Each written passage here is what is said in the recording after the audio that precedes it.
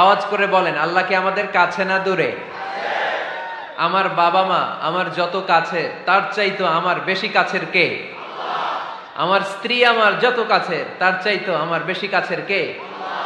আমি আমার যত কাছের, তার চাইতো আমার বেশি কাছের কে? আল্লাহ তাআলা। তিনি যে আমাদের কাছে, এটা বোঝানোর জন্য তিনি কোরআনে দুটি শব্দ ব্যবহার করেছেন। আওয়াজ করে বলতে হবে, কটি? দুটি। এক জায়গায় ব্যবহার করেছেন করিব, আরেক জায়গায় ব্যবহার করেছেন আকরাব। রব্বুল আলামিন বলেন, وَإِذَا سَأَلَكَ عِبَادِي عَنِّي فَإِنِّي قَرِيبٌ أُجِيبُ دَعْوَةَ الدَّاعِ إِذَا دَعَانِ فَلْيَسْتَجِيبُوا لِي وَلْيُؤْمِنُوا بِي لَعَلَّهُمْ يَرْشُدُونَ। রব্বুল আলামিন বলেন, নবী হে, আমার বান্দারা যখন তোমাকে জিজ্ঞেস করে আমি কোথায়, তুমি বলে দাও ইন্নী করিব, আমি কাছে। আল্লাহু আকবার। তিনি কাছে। আল্লাহর হাবিব সাল্লাল্লাহু আলাইহি ওয়াসাল্লামকে আল্লাহ কমান্ড দিলেন, আপনি বলে দেন, যখনই উম্মতেরা জিজ্ঞেস করবে আল্লাহ কোথায়, আমি কোথায়, আপনি বলে দেন ফাইন্নী করিব, আমি কাছে। আরেক জায়গায় আল্লাহ ব্যবহার করলেন আকরাব, কাছে না। করিব মানে কাছে, আর আকরাব মানে সবচাইতে কাছে। The closest one, the most closest one, সবচাইতে কাছে। ওয়া নাহনু আকরাবু ইলাইহি মিন হাবলিল ওয়ারিদ। তোমার পেছনে যে স্পাইনাল কর্ড, শির দ্বারা, ব্যাকবোন, মেরুদণ্ড, যেটা আমাদের দেহের একেবারে মাঝখানে, আল্লাহ বলে আমি ওইটারও কাছে। কোন কোন মুফাসসিরিন ইকরাম বলেন, আমাদের যে খাদ্যনালী আর শ্বাসনালী, এটা আমার ঘাড়ের যত কাছে, আমার আল্লাহ আমার তার চাইতেও বেশি কাছে। তার মানে এই আয়াত দ্বয় থেকে আমরা বুঝতে পারলাম আল্লাহ দূরে নন, তিনি আমাদের কাছে। তিনি আমাদের কাছে, ডাকলেই তিনি সাড়া দেন। সুবহানাল্লাহ পড়েন। ভায়া হয়ে তার কাছে যাওয়া লাগে না, মিডিয়া হয়ে যাওয়া লাগে না। আমার সাথে দেখা করতে হইলে কত ভায়া হয়ে আসা লাগে, পাওয়া যাচ্ছে না। কিন্তু আল্লাহরে পাইতে হইলে অ্যাপয়েন্টমেন্ট লাগে। আওয়াজ করে বলতে হবে মুসলমান, আল্লাহরে কাছে পেতে সিরিয়াল লাগে। আল্লাহ বলে ডাক দিলেই আমার আল্লাহ আমার ডাকে সাড়া দেয়। চিল্লায় বলেন ঠিক কিনা? এজন্য বুখারীর বর্ণনায় বিশ্বনবী বললেন, ফাইন যাকারানি ফি নাফসি যাকারতুহু ফি নাফসি। আমার বান্দা যদি আমারে একা একা ডাকে, মুহূর্তের মধ্যে আমি আমার বান্দারেও একা একা ডাকতে শুরু করে দে। ফাইন যাকারানি ফি নাফসি যাকারতুহু ফি নাফসি। আমার কোন বান্দা যদি আমারে একা একা স্মরণ করে, আমি আমার বান্দারে একা একা স্মরণ করি। ওয়া ইন যাকারানি ফি মালাইন যাকারতুহু ফি মালাইন খায়রিম মিনহু। আর আমার বান্দা যদি আমাকে একা একা স্মরণ না করে বিশাল মহাসমাবেশে স্মরণ করে, তাহলে আমি আল্লাহ তাআলা আমার আরশে ফেরেশতাদেরকে নিয়ে এর চেয়ে বড় মহাসমাবেশ করে আমার বান্দারে স্মরণ করি। ওয়া ইন তাকাররাবা ইলাইয়া বিশিবরিন তাকাররাবতু ইলাইহি যিরাআন। আমার বান্দা যদি আমার দিকে এক বিঘত আসতে চায়, আমি আমার বান্দার দিকে এক হাত এগিয়ে যাই। আপনি এক হাত আল্লাহর কাছে যেতে চাইলে আল্লাহ এক হাত এগিয়ে যায়। ওয়া ইন তাকাররাবা ইলাইয়া যিরাআন তাকাররাবতু ইলাইহি বাআন। আমার কোন বান্দা যদি আমার দিকে এক হাত এগিয়ে আসে, আমি আমার বান্দার দিকে দুই হাত এগিয়ে যাই। ওয়া ইন আতানি ইয়ামশি আতাইতুহু হারওয়ালা। আমার বান্দা যদি আমার দিকে হেঁটে হেঁটে আসতে চায়, আমি আমার বান্দার কাছে যাওয়ার জন্য দৌড়ে দৌড়ে ছুটে যাই। এজন্য আওয়াজ করে বলতে হবে, আল্লাহ কাছে না দূরে? আরো জোরে, কাছে না দূরে? দ্য মোস্ট ক্লোজেস্ট ওয়ান, সবচাইতে কাছে। চাইলেই আমরা আল্লাহর কাছে যেতে পারি। আমরা আজকে জেনে যেতে চাই কি কাজ করলে আল্লাহর নৈকট্য পাওয়া যায়, কি কাজ করলে আল্লাহর কাছে যাওয়া যায়। দুইটা সোর্স থেকে জানবো। কয়টা সোর্স? এক হচ্ছে কোরআন, আরেক হচ্ছে সুন্নাহ। আওয়াজ করে জবাব দেন, এক হচ্ছে, আরেক হচ্ছে। তো আসেন কোরআনকে আমরা জিজ্ঞেস করি, কোরআন তুমি আমাদেরকে বলো কি করে আমরা আল্লাহর কাছে যেতে পারি, কি করে আমরা আল্লাহর কাছের বান্দা হতে পারি, কি করে আমরা আল্লাহ তাআলার নৈকট্য পেতে পারি। এবার কোরআন আমাদেরকে প্রেসক্রিপশন দিচ্ছে, শোনো, তোমরা যদি আল্লাহর নৈকট্য প্রাপ্ত বান্দা হতে চাও, তাহলে সেজদায় লুটিয়ে পড়ো। কোরআনের নির্দেশ হচ্ছে সেজদায় লুটিয়ে পড়ো, আল্লাহর নৈকট্য হাসিল করো। ওয়াসজুদ ওয়াক্তারিব, সূরা আলাকের শেষ আয়াতের শেষাংশে আল্লাহ আমাদেরকে শিখাইয়া দিচ্ছেন, আমার কাছে আসতে চাও, ওয়াসজুদ, সেজদায় লুটিয়ে পড়ো, ওয়াক্তারিব, আমার কাছে চলে আসো। সুবহানাল্লাহ পড়েন। বান্দা যখন সেজদায় লুটিয়ে পড়ে, তখন বান্দা আল্লাহ তাআলার সবচেয়ে কাছে চলে যায়। ফাকসিরু ফিহি দুআ, তাই তোমরা বেশি বেশি দোয়া করো। সেজদায়ে নত হও, অশ্রু ছাড়ো, প্রভুর শরণে হৃদয় গাড়ো। সেজদায়ে নত হও, অশ্রু ছাড়ো, প্রভুর শরণে হৃদয় গাড়ো।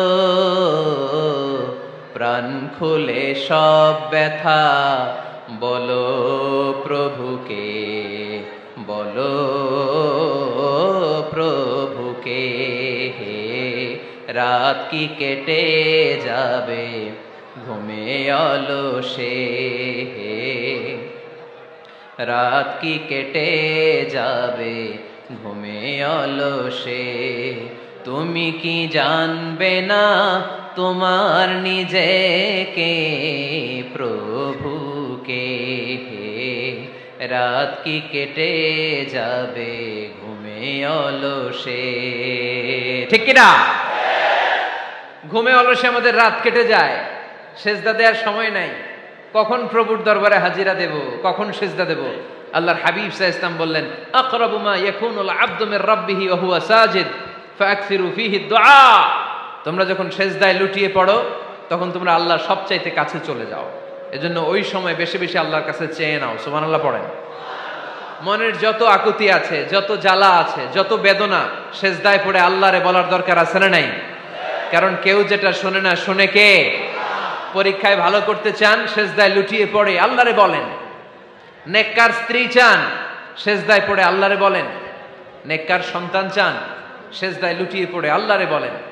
বিসিএস পরীক্ষায় টিকতে চান, সেজদায় লুটিয়ে পড়ে আল্লাহকে বলেন। পাসপোর্ট দিয়ে রেখেছেন, ভিসা হয় না, সেজদায় লুটিয়ে পড়ে আল্লাহরে বলেন। মনের যত জ্বালা, যত যন্ত্রণা, যত আকুতি, যত হাহাকার, সেজদায় লুটিয়ে পড়ে আল্লাহরে বলেন। কারণ আল্লাহর দরবার এমন দরবার, এই দরবার থেকে কেউ কোনোদিন খালি হাতে ফিরে না। চিল্লায় বলেন ঠিক কিনা? কেউ ফিরে না খালি হাতে আল্লাহরে তোর দরবারেতে, তাই না? আকরাবু মা ইয়াকুনুল আবদু মির রাব্বিহি ওয়া হুয়া সাজিদ। বান্দা যখন সেজদায় লুটিয়ে পড়ে, বান্দা আল্লাহর সবচাইতে কাছে চলে যায়। এই কথাটা মনে থাকবে আপনাদের সবার। আমরা কখন আল্লাহর সবচেয়ে কাছে যাই? আওয়াজ করে বলেন। যখন আমরা সেজদায় পড়ে থাকি। আপাত দৃষ্টিতে মনে হয় সেজদাটা যখন দেই জায়নামাজের উপরে আমার কপালটা পড়ে, সেজদাটা যখন দেই মসজিদের টাইলসের উপরে আমার সেজদাটা পড়ে, সেজদাটা যখন দেই মনে হয় যে মসজিদের কাপড়ের উপর আমার কপালটা পড়ে। কিন্তু বিশ্বনবী বলেন না, তোমার কপালটা আল্লাহর কুদরতি পায়ের উপরে পড়ে। আকরাবু মা ইয়াকুনুল আবদু মির রাব্বিহি ওয়া হুয়া সাজিদ। বান্দা যখন সেজদায় লুটিয়ে পড়ে, বান্দা আল্লাহর সবচাইতে কাছে চলে যায়। তাহলে কোরআন আমাদেরকে জানালো, যদি আল্লাহর প্রিয় হতে চাও সেজদায় লুটিয়ে পড়ো। আল্লাহর প্রিয় হতে চাইলে কি করব? আওয়াজ করে বলেন কি করতে হবে? আল্লাহর হাবিব সাল্লাল্লাহু আলাইহি ওয়াসাল্লাম লম্বা সময় ধরে রাতে সেজদায় পড়ে থাকতেন। আল্লাহর হাবিব সাল্লাল্লাহু আলাইহি ওয়াসাল্লামের সাহাবারা সব সময় লম্বা লম্বা রুকু দিতেন, লম্বা লম্বা সেজদা দিতেন। কিন্তু আমরা রুকুর মধ্যে তাড়াহুড়ো করি, সেজদা দিতে যে তাড়াহুড়ো করি, এরকম আছে না নাই? আপনারা তাড়াহুড়ো করেন? করবেন না আমার ভাইয়েরা। There is no rushing in সালাহ। সালাতে তাড়াহুড়ো নেই। There is no hastiness in সালাহ। সালাতে কোনো তাড়াহুড়ো নেই। সল্লু সালাতান মুআদ্দি'। এমন ভাবে নামাজে দাঁড়াবেন মনে করবেন এটাই হতে পারে আমার জীবনের শেষ নামাজ, ঠিক কি না? Perform the Salah as if this is your last and final prayer. এমন ভাবে মুসল্লায় দাঁড়ান মনে করেন এটাই হতে পারে জীবনের শেষ নামাজ। This is my last chance. এখন বাজে 3:30। কেউ যদি বলে আসরের যে নামাজটা পড়বেন এটাই আপনার জীবনের শেষ নামাজ, ওই নামাজ আপনি তাড়াহুড়া করবেন? কথা বলেন। আরে কাঁদতে কাঁদতে আপনি শেষ। এত সুন্দর ওযু বানাবেন, এত সুন্দর আতর মেখে জায়নামাজ বিছিয়ে পাঞ্জাবিটা পরে আপনি নামাজে দাঁড়াবেন। রুকুতে কি সুন্দর রুকু করবেন, লম্বা সময় সেজদা করে চোখের পানি দিয়ে তো সেদিন আপনার জায়নামাজ আপনি ভিজিয়ে দিবেন, ঠিক কিনা? কেন এমনটা করবেন? কারণ আপনি জেনে গিয়েছেন এটাই আমার শেষ নামাজ, তাই না? তো প্রতিটা নামাজের সময় এই জিনিসটা ভাবলে সমস্যা কোথায়? আমরা যে আরো আধা ঘন্টা এখানকার সবাই বেঁচে থাকবো কোনো গ্যারান্টি আছে? আরো 10 মিনিট হায়াত পাবো, গ্যারান্টি? 5 মিনিট, 2 মিনিট, শ্বাস যেটা নিলাম, ব্রেথ ইন করলাম, এটার ব্রেথ আউট করতে পারবো, কোনো গ্যারান্টি আছে? তো প্রতিটা সালাতের মুসল্লায় যখন দাঁড়াই, এই চিন্তাটা আমাদের মাথায় আসে না কেন যে এটাই আমার শেষ নামাজ? সল্লু সালাতান মুআদ্দিন। যখনই নামাজে আমরা দাঁড়াবো, আমরা ভাববো হতে পারে এটাই আমার জীবনের শেষ নামাজ, এটাই জীবনের, ভাবা যাবে? আর লম্বা চূড়া রুকু করবেন, লম্বা সেজদা করবেন, রুকুতে পিঠটা সোজা রাখবেন। আল্লাহর হাবিব সাল্লাল্লাহু আলাইহি ওয়াসাল্লাম যখন রুকু করতেন, পিঠটা থাকতো স্ট্রেট ফরওয়ার্ড, বাঁকাও না উঁচুও না, ওয়াকানা বাইনা যালিক। সাহাবারা বলতেন আল্লাহর হাবিব সাল্লাল্লাহু আলাইহি ওয়াসাল্লামের রুকুর পিঠের উপরে পানি ভর্তি কোনো গ্লাস রেখে দিলে গ্লাসটাও কাঁপবে না, পানিটাও পড়বে না। তার মানে বাঁকা ছিল পিঠ, তাই না? কি ছিল? সোজা। আবার আল্লাহর হাবিব সাল্লাল্লাহু আলাইহি ওয়াসাল্লাম বললেন সবচেয়ে বড় চোর যে নামাজে চুরি করে। সাহাবারা বললেন কাইফা ইয়াসরিকু ফিস সালাহ, নামাজে কেমনে চুরি করে? আল্লাহর হাবিব সাল্লাল্লাহু আলাইহি ওয়াসাল্লাম বললেন ইয়াসরিকু ফি রুকুইহি ওয়া সুজুদিহি, রুকু সেজদায় চুরি করে। এরকম নামাজ চোর আছে না নাই? রুকু থেকে সোজা হয়ে দাঁড়িয়ে কয়েক সেকেন্ড আপনি রিল্যাক্স করবেন। প্রথম সেজদা দিয়ে আপনি সোজা হয়ে বসে কয়েক সেকেন্ড রিল্যাক্স করবেন। কি করবেন? রিল্যাক্স। আওয়াজ করে পড়েন সবাই, রিল্যাক্স। নামাজে তাড়াহুড়ো নাই, সালাত হচ্ছে মেডিটেশন, রিল্যাক্স। এক সেজদা দিয়ে বসে আপনি রিল্যাক্স করবেন ধীরস্থির ভাবে, এরপরে দ্বিতীয় সেজদায় যাবেন। অনেকে সেজদা প্রথমটা দিয়ে কোন রকম মাথাটা তুইলেই আবার সেজদায় দৌড় মারে, আছে না নাই? রুকু থেকে স্ট্রেট ফরওয়ার্ড দাঁড়ানোর কথা, দাঁড়িয়ে 1-2 সেকেন্ড রিল্যাক্স করার কথা, ওইটা না করে রুকু থেকে কোন রকম মাথা তুলেই আবার সেজদায় দৌড় মারে, এরকম ডাকাত আছে না নাই? এরাই সালাত চোর। আমরা যেন নামাজ চোরের খাতায় নিজেদের নাম না তুলি, আমরা যেন বেশি বেশি আল্লাহর সেজদা দেই। আল্লাহর হাবিব সাল্লাল্লাহু আলাইহি ওয়াসাল্লাম সব সময় লম্বা লম্বা সেজদায় পড়ে থাকতেন। আল্লাহর নবীর সাহাবারা সব সময় লম্বা লম্বা সেজদায় পড়ে থাকতেন। আল্লাহ বলেন তারাহুম রুকআন সুজদা, আপনি দেখবেন আল্লাহর নবীর সাহাবারা আবু বকর, ওমর, উসমান, আলী রাদিয়াল্লাহু তাআলা আনহুম আজমাইন, তাদের স্বভাব ছিল বিপদে পড়লেই লম্বা লম্বা সেজদায় পড়ে যেতেন। এক সাহাবী এসে বললেন ইয়া রাসূলুল্লাহ আল্লিমনি আমালান ইযা আমিলতুহু ইউদখিলুনিল জান্নাহ, আপনি আমার এমন একটা আমল শিখায় দেন যে আমল করলে আল্লাহ আমারে জান্নাতে ঢুকায় দিবে। আল্লাহর হাবিব সাল্লাল্লাহু আলাইহি ওয়াসাল্লাম বললেন আলাইকা বিকাসরাতিস সুজুদ, তোমার উচিত বেশি বেশি আল্লাহর জন্য সেজদায় লুটিয়ে পড়া। বেশি বেশি সেজদায় লুটিয়ে পড়লে ওই সেজদাকারীর জন্য জান্নাতকে ওয়াজিব করে দেয় কে? কিয়ামতের ময়দানে আল্লাহ বলবেন ও আমার বান্দারা আমারে সেজদা দিয়ে দেখা, কারা কারা দুনিয়াতে সেজদা দিয়েছিলি, আজকে এই কিয়ামতের ময়দানে আমারে সেজদা দিয়ে দেখা। আমরা যারা দুনিয়ার বুকে সেজদা দিয়েছি, আমরা আল্লাহু আকবার বলে সেজদায় লুটিয়ে পড়ব, আলহামদুলিল্লাহ পড়েন। আর যারা দুনিয়ার বুকে সেজদা দেয় নাই, মসজিদে যায় নাই, সেজদাকারীদের সাথে আন্দোলন করে নাই, তারা সেদিন অনেক চেষ্টা করেও তাদের পিঠটারে বাঁকা করতে পারবে না। তাদের পিঠটারে সেই দিন লোহার মতো শক্ত করে দিবে কে? يوم يكشف عن ساق ويدعون إلى السجود فلا يستطيعون।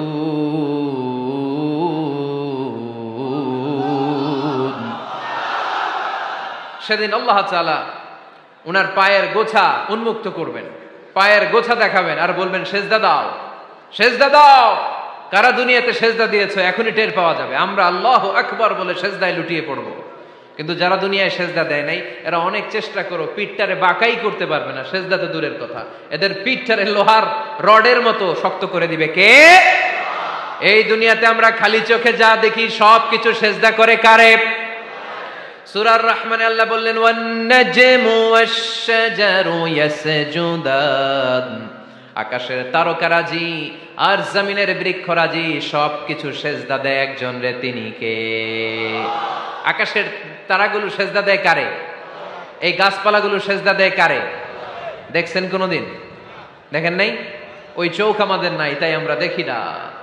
এই পৃথিবীর সবকিছু জিকির করে আল্লাহ, কিন্তু এই কান আমাদের নাই, এজন্য আমাদের কান দিয়ে আমরা শুনি না।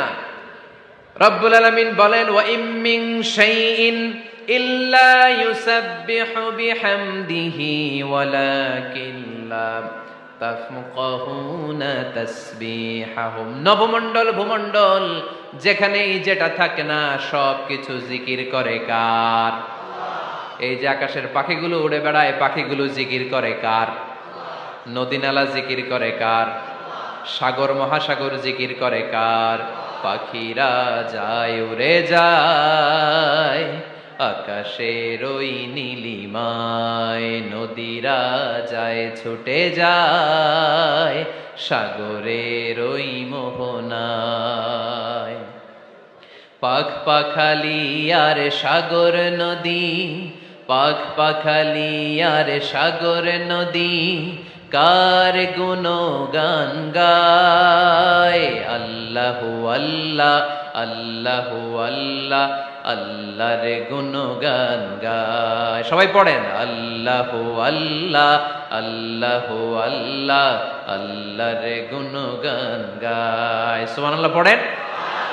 ওয়া ইম মিন শাইইন ইল্লা ইউসাব্বিহু বিহামদিহি ওয়ালাকিন লা তাফকাহুনা তাসবিহাহুম। পৃথিবীতে যা দেখো খালি চোখে সব কিছু আল্লাহর তাসবিহ পড়ে, সব আল্লাহর জিকির করে, সব আল্লাহর সিজদা দেয়। One নাজমু wash শাজারু ইয়াসজুদান। আকাশের তারা, দুনিয়ার বৃক্ষরাজি সিজদা দেয় একটা সত্তাকে। তিনি কে? অস্ট্রেলিয়ায় একটা শহর আছে সিডনি, সিডনিতে একটা জঙ্গল আছে। ওই জঙ্গলে একটা গাছ মানুষের মতো করে টু দ্য ডাইরেকশন অফ কিবলা, কেবলামুখী হয়ে এখনো রুকু দিয়ে আছে। সুবহানাল্লাহ পড়তে পারলেন না আওয়াজ করে? অনেক ক্যালেন্ডারে ছবিটা দেখা যায়, পেপার কাটিং আমি দেখেছি।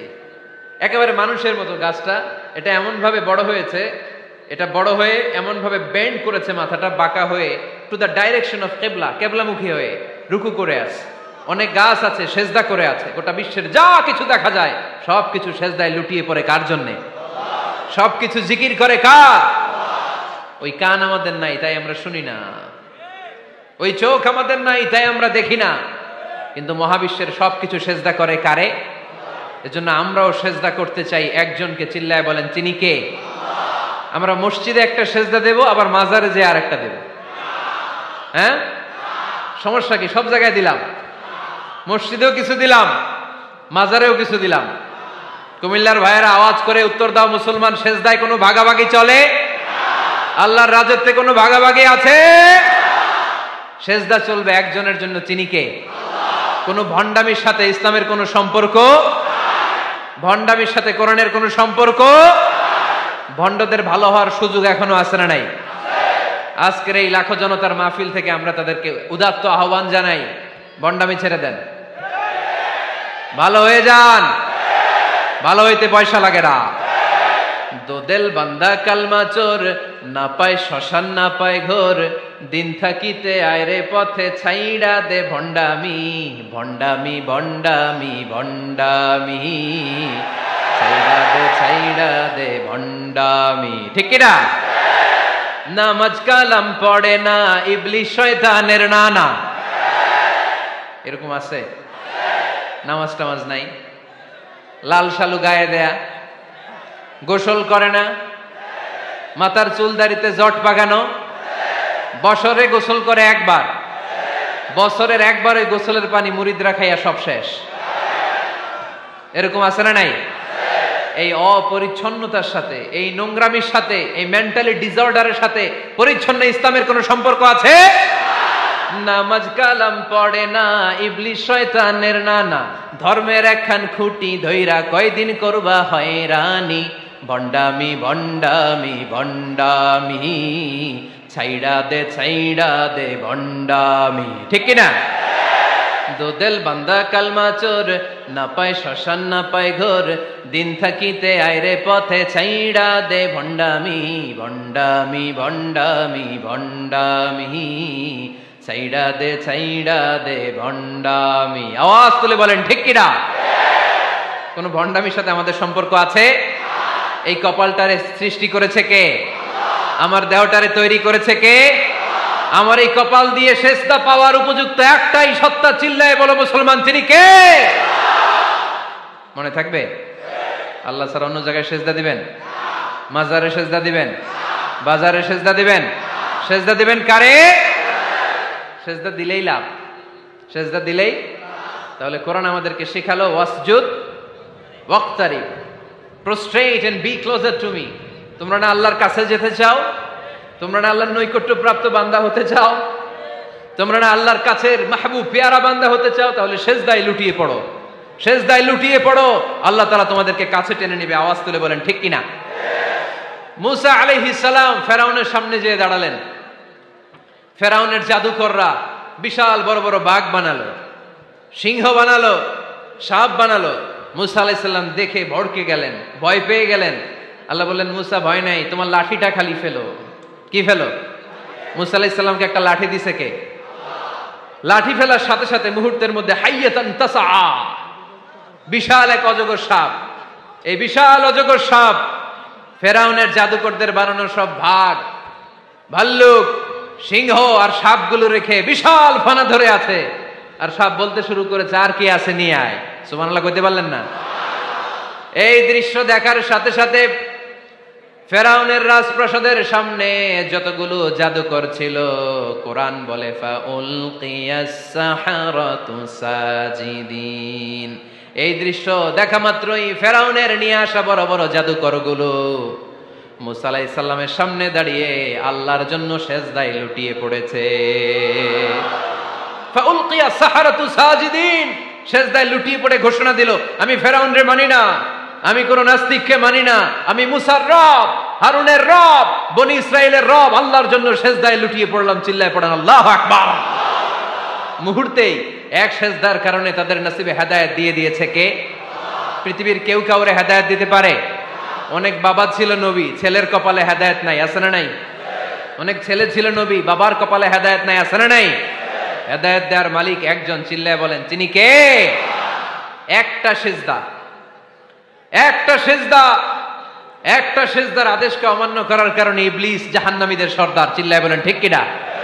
ওয়া ইয কুলনা লিল মালাইকাতি ইসজুদু লিআদম ফাসাজাদু ইল্লা ইবলিস আবা ওয়াস্তাকবারা ওয়া কানা মিনাল কাফিরিন।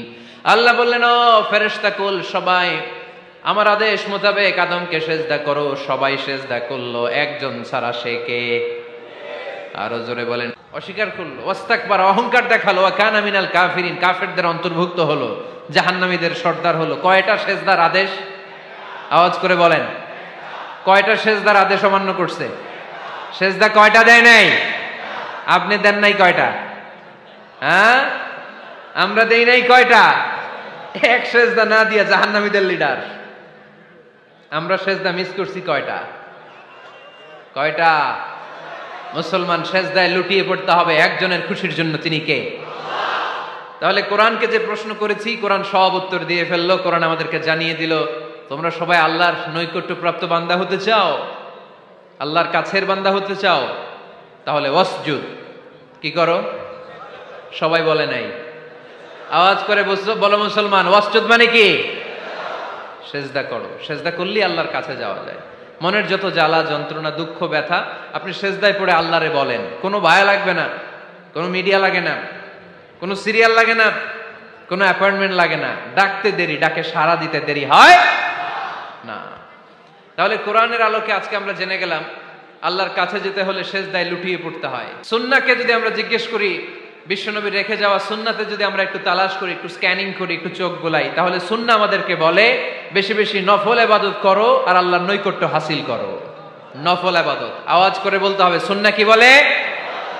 বুখারীর বর্ণনা, আল্লাহর হাবিব সাল্লাল্লাহু আলাইহি ওয়াসাল্লাম বলেন, মা ইয়াজালু আবদি ইয়াতাকাররাবু ইলাইয়া বিন নওয়াফিল, বান্দা যত বেশি নফল ইবাদত করতে থাকে, করতে করতে করতে করতে বান্দা আমার কাছের নৈকট্য প্রাপ্ত বান্দা হয়ে যায়। হাত্তা উহিব্বাহু, এরপর আমি আমার বান্দারে এত ভালোবাসি, কুনতু সামআহুল্লাযী ইয়াসমাউ বিহি, বান্দা যখন শুনে সে তার নিজের কান দিয়ে শুনে না, আমি আল্লাহর কানে শুনে। কুনতু বাসারাহুল্লাযী ইউবসিরু বিহি, বান্দা যখন দেখে নিজের চোখে দেখে না, আমি আল্লাহর চোখে দেখে। ওয়া ইয়াদাহুল্লাতী ইয়াবতিশু বিহা, বান্দা যখন কিছু ধরে বান্দার হাতে ধরে না, আমি আল্লাহর হাতে ধরে। ওয়া রিজলাহুল্লাতি ইয়ামশি বিহা, বান্দা যখন হেঁটে যায় ওর নিজের পায়ে হাঁটে না, কেমন যেন আমি আল্লাহর পায়ে হাঁটে। আওয়াজ করে বলতে হবে আল্লাহু আকবার। মানে আল্লাহ বুঝাতে চাইলেন আমি তখন তার কান হয়ে যাই, আমি তখন তার চোখ হয়ে যাই, আমি তখন তার হাত হয়ে যাই, আমি তখন তার পা হয়ে যাই। আমার আর তার মাঝে আর কোনো ফারাক থাকে না, সে আমার একেবারে নিকটে চলে আসে। আওয়াজ করে পড়েন সুবহানাল্লাহ।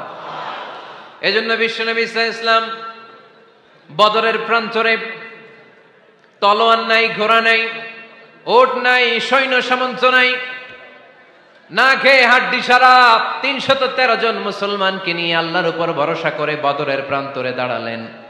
আর ওইদিকে কাফেরদের সৈন্যবাহিনী ছিল ১,০০০। কয় হাজার? মুসলমান কয়জন? মাত্র ৩১৩ জন। ওদের কাছে অস্ত্র শস্ত্রে সজ্জিত সেনাবাহিনী। বিশ্বনবীর ৩১৩ জনের কাছে তলোয়ার নাই, ঘোড়া নাই, কিচ্ছু নাই। বিশ্বনবী আল্লাহর উপর ভরসা করে এক মুষ্টি বালি নিয়ে ওয়াশাহাতিল ওযু, কাফেরদের চোখগুলো ধ্বংস হোক বলে তিনি বালুগুলো ছড়িয়ে দিলেন। মুহূর্তের মধ্যে ১,০০০ সৈন্যবাহিনীর কাফের সৈনিকদের চোখের মধ্যে ধূলিকণা পৌঁছে দিল কে? আল্লাহর হাবিব সাল্লাল্লাহু আলাইহি ওয়াসাল্লাম বদরের প্রান্তর থেকে এক মুষ্টি বালু নিয়ে বললেন শাহাতিল ওযু বলে তিনি বালু ছুড়ে মারলেন। ১,০০০ সৈন্যবাহিনীর চোখের মধ্যে বালু ছড়াই দিছে কে?